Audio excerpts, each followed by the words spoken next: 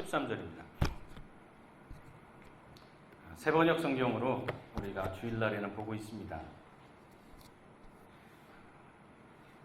5장 5절과 그리고 마지막 13절 앞에 있는 화면을 보시면 되겠고요. 저 바깥의 문을 좀 닫아주시면 좋겠습니다. 자, 우리 같이 한번 읽어봅니다. 시작. 여러분은 그러한 자를 당장 사탄에게 넘겨주어서 그 육체는 망하게 하고 그의 영은 주님의 날에 구원을 얻게 해야 할 것입니다. 13절이요. 밖에 있는 사람들은 하나님께서 심판하실 것입니다. 여러분은 그 악한 사람을 여러분 가운데서 내쫓으십시오. 오늘 말씀 제목 같이 한번 읽습니다. 왜 내쫓아야 합니까? 우리나라 말은 이게 문맥을 놓쳐버리면 어느 언어든 똑같겠지만 문맥을 놓치면 해석이 여러 가지가 되게 됩니다. 왜 내쫓아야 합니까? 이렇게 되면 당연히 내쫓아야 되는데 내쫓는 이유가 뭐냐가 되고요. 왜 내쫓아야 합니까? 이렇게 하면 꼭 내쫓아야 될 이유가 있는 겁니까? 이렇게 되는 거죠. 저는 후자입니다. 그래서 오늘 왜 내쫓아야 합니까? 저는 바울에게 묻고 싶은 거예요. 왜 내쫓아야 되는 거죠? 물론 고린도전서 5장의 시작은 격정적이고요. 충격적입니다. 한 주간 동안 정말 후회 많이 했습니다. 고린도전서 괜히 설교했다. 너무 힘들었습니다. 5장의 전체 스토리를 간단하게 말씀드리면 너희 중에 음행이 있다는 겁니다. 근데 그 음행의 종류가 참 놀랍습니다. 충격적이죠. 아버지의 아내를 데리고 산다는 겁니다. 아들이. 근친상간이라고 볼 수는 없고 아마 첩이었던 것 같습니다. 그래도 그것은 상식적이지도 않고 참 비정상적인 그런 행태지요. 그런데 바울이 2절에 너희들 중에 교만해져서 너희들끼리 교만해져서 오히려 6절에 보니까 자랑까지 한다. 그렇게 되어 있습니다. 아니 뭐 잘했다고 자랑을 하는 걸까? 참 의아했습니다. 그런데 이 자랑은 두 가지의 모습이 좀 있는 것 같습니다. 첫째는 고린도 지역에 만연해 있던 그 죄를 대하는 모습, 그리고 그 문화가 그대로 들어와 있는 고린도 교회가 성도들이 죄를 생각하는 모습, 그리고 그 생각이 복음과 결합되어서 복음이 이지러진 모습, 그것이 함께 다 섞여 있습니다. 여기서 자랑이라고 하는 것은 첫째는 죄를 자랑하는 겁니다. 그런 말이 있더라고요. 너 어디까지 해봤어? 너 어디까지 해봤어? 그러니까 죄 지은 사람이 그 죄가 부끄러운 것임을 모르고 서로의 자랑이 될 때가 있습니다. 철이 없는 청소년들이 너 어디까지 해봤어? 그것은 뭐냐면 얼만큼 더 자극적으로 더 못되게 해봤냐 그 말이죠. 바로 여기서 죄를 지은 바로 그 사람, 너 어디까지 해봤어? 왜요? 나는 예수 믿고 용서받았으니까. 용서받았으니까 그 용서받은 확신이 얼마나 대단한가를 보여주는 거죠. 나 이렇게까지도 해. 왜? 용서받았으니까. 꼭 지금의 구원파와 비슷합니다. 그렇죠? 그리고 또 하나는 그 죄 지은 사람을 받아들이고 있는, 함께하고 있는 고린도 교회 성도들입니다. 그들은 자랑하고 있다고 했습니다. 무엇을? 그 죄 지은 사람에 대해서 이런 죄까지도 우리는 용납하고 있어. 이해가 되시죠? 저런 죄까지, 저런 사람까지도 용납하고 있어. 받아들이고 있어. 나는 관대한 사람이야. 그렇게 말하고 있는 거죠. 교회가 그 정도는 덮어줘야지 은혜지.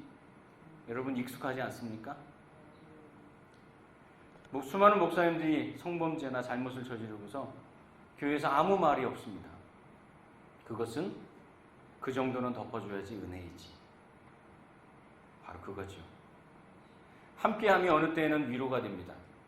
그러나 함께함이 어느 때는 방조가 되는 겁니다. 묵인이 되는 거죠. 아무 말 하지 않고 같이 있는 거예요. 나는 관대한 사람이야 라고 그것이 자랑이 된 고린도 교인이라고 한다면 그것은 관용과 넓은 은혜의 모습이라기보다는 정의가 없는 용서예요. 이거 굉장히 중요합니다. 제가 성경에서 찾은 5가지의 가치 가운데 첫 번째가 의라고 생각했습니다. 의. 개인의 의. 개인의 복음에 함몰되어 버린 기독교는 사회 공공성을 잃어버렸죠. 바로 고린도 교회가 그런 모습, 정의가 없는 용서를 해버린 겁니다. 그러면 어떻게 됩니까? 피해자가 소외가 되고 그러면 피해자가 불행해지는 겁니다. 다른 사람들은 다 괜찮고 용서됐고 해결됐고 죄 지은 사람도 가벼워졌는데 피해자는 피눈물을 흘리는 거죠. 바로 정의가 없는 용서. 바울이 말합니다. 3절에 내가 몸은 떠나 있지만 영으로 함께 있어서 이런 일 저지른 자들 내가 이미 심판했다. 단호하게 얘기합니다. 이 말씀도 참 해석하기가 너무 어려워요. 몸으로 떠나 있는데 영으로 유체 이탈을 했다는 말인지 굉장히 좀 어렵습니다. 그런데 이 말은 뭐 다른 주석가들의 말을 봐도 그렇고요. 좀 의역이 필요합니다.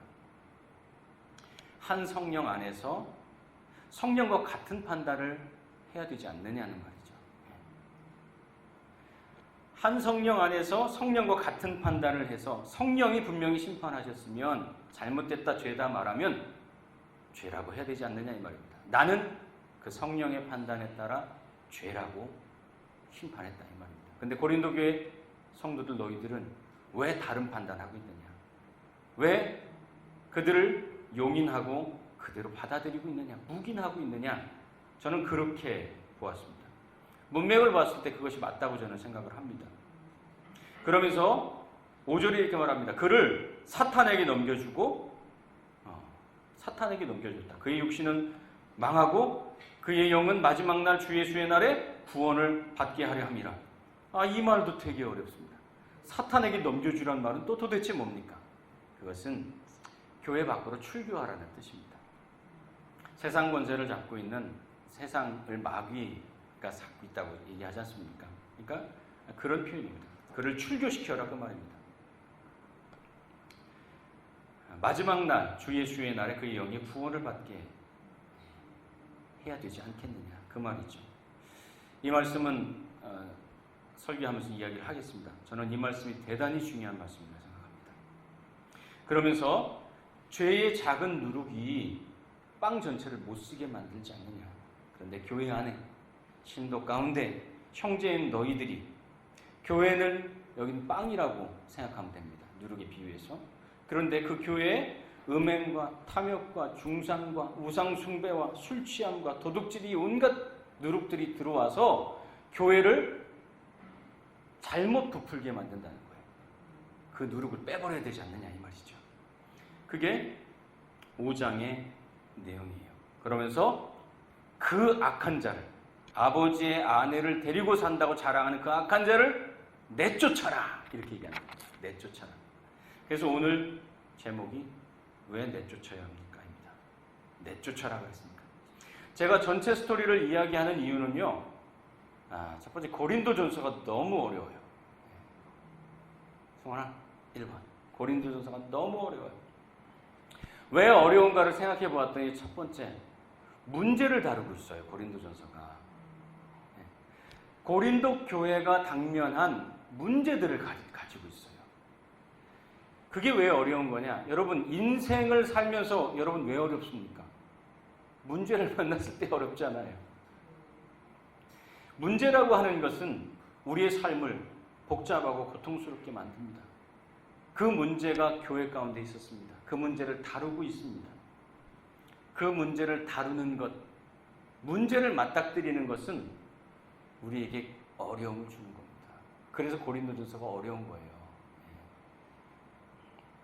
두 번째는요, 고린도 교회의 상황과 시간, 그 공간, 역사, 이 간격이 너무 커요. 2000년이나 돼요. 2000년. 너무 멀어요. 잘 피부에 안 와닿을 수 있을 것 같습니다. 예를 한번 들어보죠. 여러분 같은 사건이 있다고 생각해 보세요.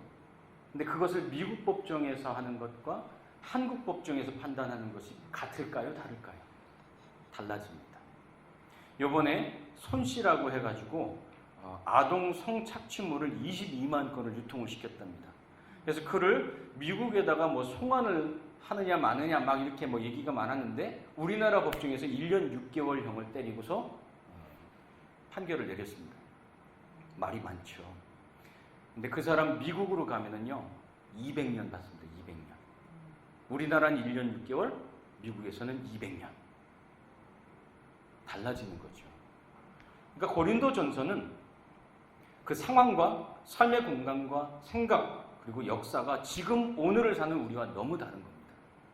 그러니까 그 사건과 그 문제도 비슷하게 그냥 그 문제만 똑 따서 가는 문제 똑 따면 같은 결론으로 우리가 말할 수 있을지 모르지만 그러나 실수할 수 있어요. 달라요. 그때는 1년 6개월이고 지금은 200년일 수 있는 거예요. 달라요. 우리들 한국 교회도 그렇고요. 이단들도 그렇고 성경 해석에서 빠진 것이 뭔지 아십니까? 그것이 배경, 삶의 공간, 그때 당시의 생각, 그리고 역사. 이것이 쏙 빠진 성경 해석이 한국 교회를 횡행하고 있습니다. 여러분, 신천지에 빠졌던 사람들이 언제 많이 충격을 받는 줄 아십니까? 성경의 배경과 역사 이야기를 설명해 줄 때 충격을 받습니다. 왜냐하면 그들은 그런 거 전혀 상관없었거든요. 짝비유라고 해가지고 저기 창세기에 있던 걸 갖다가 저기 계시록에 있던 거하고 막 갖다 붙여놓고 원숭이 똥꾸녕은 빨가면 사과는 맛있으면 바나나는 길어 기르면 기차, 기차는 빨라 빠르면 비행기, 비행기는 높으면 백두산. 그래서 처음에 원숭이 똥꾸녕은 빨개가 백두산이 되는 거예요. 전혀 다른 게 되는 거예요. 그런데 그게 이상하지 않았는데 그게 아니구나 하고 깨닫게 되는 거죠. 그게 뭐냐? 바로 이 배경입니다. 역사입니다. 저는 성경에서 말하는 가치와 정신은 그대로 믿으면 된다고 생각합니다. 예를 들면은 서로 사랑해라. 그대로 믿으시면 돼요. 뭐 토달 것도 없어요. 하나님을 사랑하라. 그대로 믿으시면 돼요. 그러나 문제나 사건을 성경이 다뤘다면 그 말씀을 문자 그대로 사용하면 폭력이 됩니다. 잘못하면 폭력이 될 수 있어요. 예를 들을게요. 오늘은 예를 좀 많이 들겠습니다. 구약을 한번 예를 들어볼게요. 간음해서 붙잡힌 사람은 어떻게 됩니까? 돌로 때려 죽여야 됩니다. 그게 구약의 성경입니다. 혹시 여기에 돌로 맞아 죽어야 될 사람이 있을지 또 누가 압니까? 없으리라고 생각합니다. 그러나 그 말씀 그대로 갖다 그대로 적용하면 돌로 때려 죽여야 됩니다. 제사법 어떻습니까? 짐승 가지고 와서 제사 드렸는데 여기 짐승 갖고 온 분 아무도 없습니다. 그렇죠?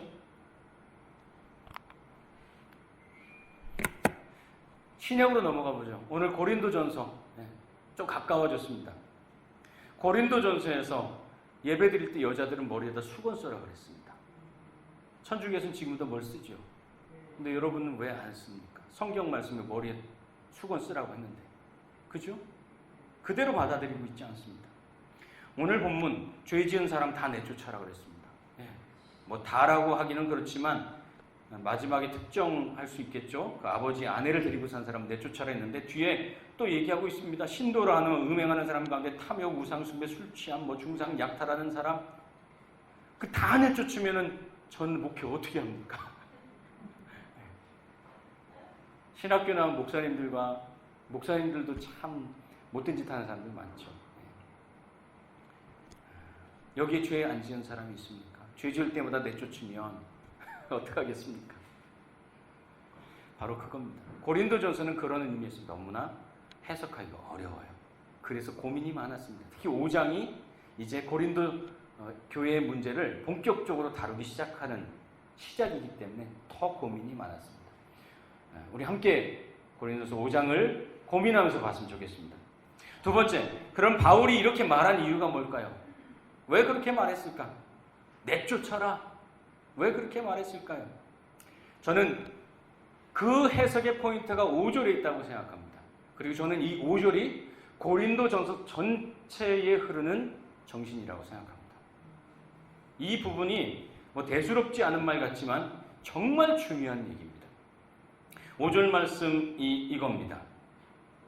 여러분, 그러한 자를 당장 사탄에게 넘겨주어서 그 육체는 망하게 하고 그의 영은 주님의 날에 구원을 얻게 해야 할 것입니다. 그렇게 얘기했습니다. 사탄에게 넘겨주어서, 그러니까 출교시켜서 구원의 날, 주님이 오시는 그 마지막 날에는 그래도 구원의 기회가 있도록 해야 되지 않겠습니까? 뭐 구원을 내가 받게 하고 못 받게 하고 그런 건 아니죠. 여기서 말하는 구원의 기회는 다시 돌이키는 것을 말하는 겁니다. 회개. 저에게는 자녀가 3명이 있습니다. 똑같은 사건을 가지고 3명의 아들에게 이야기해도요, 달라요. 한 번은 자전거를 사주었는데 자전거를 지들이 이렇게 다이를 합니다. 앞에 있는 톱니하고 뒤에 있는 톱니를 크기를 다른 거를 끼워서 속도를 더 빠르게 만든다든지 그렇게 하는 거죠. 첫째 녀석도 하고 싶다 그러면 안 돼. 제가 왜? 속도가 빨라지면 위험하니까요. 그러면 네 알았어요 하고선 첫째는 그냥 억울해도 그냥 수긍합니다. 근데 둘째 우리 아들은 안 돼. 위험해서 안 돼. 일단 방에 들어가서 이불을 덮고 누워서 한 3-4시간 정도 서럽게 웁니다. 그런 마음이 얼마나 아픈지. 그래서 해줬습니다. 해줬어요. 첫째는 안 해줬는데 둘째는 해줬어요. 셋째는 인생의 숙제입니다. 안 돼! 그러잖아요. 집에 안 들어옵니다. 자기 하고 싶은 거 다 하고선 전화합니다. 태우러 오랍니다. 숙제예요, 숙제. 네. 여러분, 똑같은 문제지만 전혀 다른 답이 필요합니다. 여러분이 피 흘려서 낳은 자식도 똑같은 문제 앞에 다른 답이 필요할 때가 있습니다. 5장 바울의 답, 그 문제에 대한 답은 그 하나의 문제에 대한 답입니다. 살인사건도요, 초범과 연쇄살인법은 형량이 다릅니다. 똑같이 사람 죽여도. 우리가 성경을 볼 때 가치, 그리고 그 정신은 그대로 받아들이면 되지만 사건, 그리고 어떤 상황에 대해서 이야기한 것은 그 안에 이유를 찾아야 되는 거예요. 오늘 그렇다면 세 번째, 그 사건 속에서 무엇을 찾아야 할까요? 정신과 가치와 뜻, 바울이 가지고 있었던 이유를 찾아야 되는 겁니다. 이유. 내쫓아라 했다고 해서 그냥 무조건 내쫓으면 되는 게 아닙니다. 그게 아니라고요. 왜 그렇게 했는지를 찾아야 돼요. 5절이 그 핵심 키워드라고 말씀드렸습니다. 사탄에게 내주어라. 출교시켜라 그 말입니다. 왜 그럴까요? 보통 죄를 지은 사람은 부끄러움을 압니다. 숨기게 되어 있죠. 근데 이들은 자랑했습니다. 즉 부끄러움을 모르는 자입니다. 자랑거리가 되었다니 이건 말이 안 되죠. 그런데 그것이 고린도 교회에서 당연한 것이 됐습니다. 죄가 당연한 자가 되었습니다. 기준은 뭘까요? 아니 남들도 다 그렇게 하는데. 죄 짓는 사람들의 기준이 뭔지 아세요? 남들도 다 그렇게 하는 겁니다. 그게 상당히 위로가 됩니다. 근데 바울이 말하고 싶은 것은 무엇이냐? 그래, 너 그렇게 생각할 수 있고 고린도 교회도 그것을 그렇게 용납하고 받아들이지. 그런데 하나님 앞에서는 그거 엄중한 거야. 이걸 얘기하고 싶은 거예요. 그러니 출교해서 교회를 내쫓아서 그가 어느 순간 깨닫고 돌이켜서 하나님께 돌아오면 구원의 기회가 있을지도 모르잖니. 바울이 내쫓으라는 이유는 그가 못됐기 때문에, 당연히 못됐죠. 잘못했기 때문에 당연히 잘못했죠. 그리고 그를 내쫓음으로 고린도 교회에 경고를 보내는 것도 있습니다.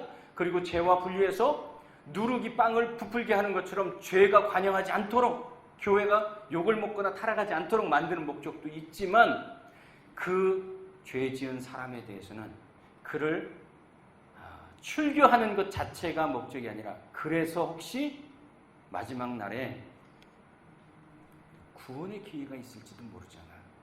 이게 바울의 이유인 거예요. 고린도전서, 바울이 문제를 다루는 가장 중요한 정신과 가치는 뭐냐? 그도 구원의 기회가 있을지 모르지 않느냐. 이 전제예요. 그걸 잊지 않는 거예요. 그렇다고 해서 고린도 교인들처럼 묵인하는 게 아니에요. 그가 부끄러움을 모르면 책망해야 되는 거예요. 그죠? 지금 책망하고 있잖아요. 그러나 때로는 위로해야 돼요. 똑같은 사건이라도. 출교를 말하지만 그는 하나님의 구원의 기회를 마음에 소망하고 있어요. 다른 거예요. 방법은 수천 수만 가지가 될 수 있지만 그의 이유는 하나예요. 구원의 기회가 혹시 있을지도 모르잖아. 그게 바울의 마음이었다. 저는 과거 성경을 문자 그대로 믿고 실천하는 것이 가장 훌륭한 믿음이라고 생각했어요. 그래서 때로는 성경 말씀이 저한테 이게 너무 거북하게 다가오는 거예요. 이거 오늘날하고 맞지 않는데? 근데 이건 오늘날하고 이게 적용할 수 없는데? 그렇잖아요. 구약의 수많은 말씀들이 그렇잖아요. 다른 상황에서 그대로 했다가는 이거 폭력적이 되는데, 그런데 그런 것들은 그냥 묻어뒀어요. 어쩔 수 없이. 그리고서 그냥 문자적으로 그 말씀을 따르려고 노력했어요. 근데 그게 뭐가 되는지 아십니까? 율법주의가 되는 겁니다. 다른 사람을 괴롭게 합니다. 복음을 고통스럽게 만들지요. 그런데 그 안에 예수의 정신이 있다는 것을 알게 돼요. 예수의 정신을 따르는 건 언제나 아름다워요. 언제나라고 말했습니다. 그러나 문제를 다룬 말씀, 그것이 문제를 다룬 말씀을 다른 상황에서도 똑같이 들이밀면 칼든 놈, 몽둥이든 놈, 맨손인 놈 다 똑같이 대하는 거예요. 그러면 안 돼요. 자녀를 양육할 때 우리가 책망하죠. 근데 책망하고 속이 후련하고 스트레스가 확 풀리면 잘못 책망한 거예요. 그게 아니고 책망했을 때 같이 아프면, 그 책망을 하면서 잘 되기를 바라면 그것은 회초리를 해도 때로는 벌을 주어도 올바른 훈육이 돼요. 왜냐하면 사랑하는 마음이 전달되기 때문에. 그러나 스트레스 해석하는 거면은요, 그거는 내 승질 부린 거예요. 애들도 알아요. 다 알아요. 지금 바울은 말합니다. 아버지와 같이 너희를 권면한다. 그게 아버지 마음인 거죠.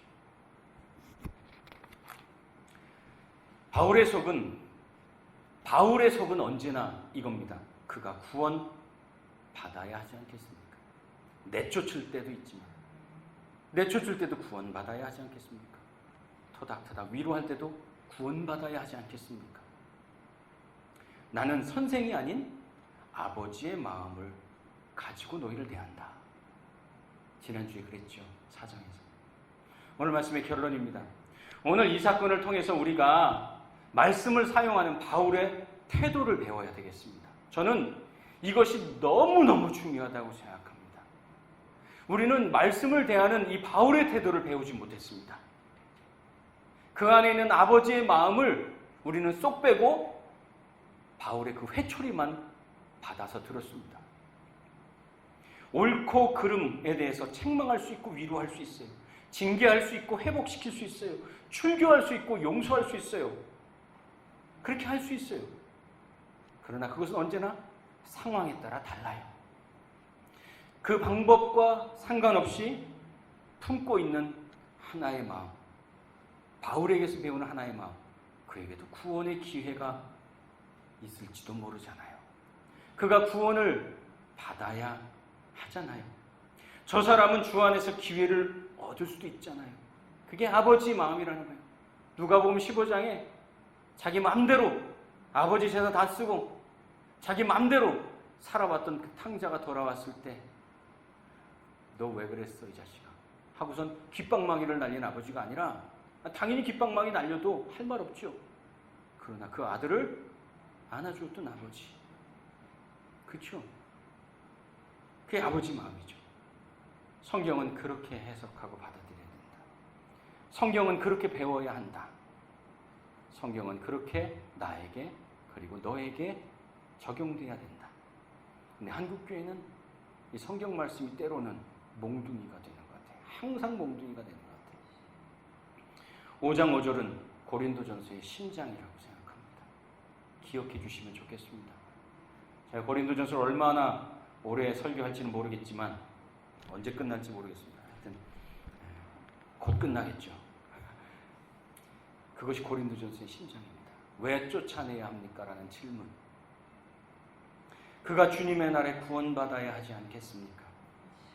가슴 아픈 선택이지만 그를 내쫓는 것이 너무나 힘든 선택이지만 그렇게라도 해야 그가 마지막 날에 돌이킬 기회가 생길지도 모르지 않습니까? 죽이려는 것이 아니라 살리기 위해서 결정을 해야 될 때도 있는 겁니다. 왜? 살리기 위해서. 저는 그것을 예수님의 정신이라고 생각하고 그 정신을 바울이 배웠고 닮아가고 있다고 생각하고 있습니다.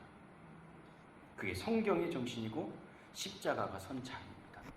그렇지 않습니까? 우리를 때릴 수 없어서 예수가 자신을 죽이지 않았습니까? 저는 그것을 오늘날의 말로 바꿔서 나도 살고 너도 사는 살리는 삶이다. 그렇게 얘기한 겁니다. 여러분, 살리는 삶, 나도 살고 그래야 나도 살아요.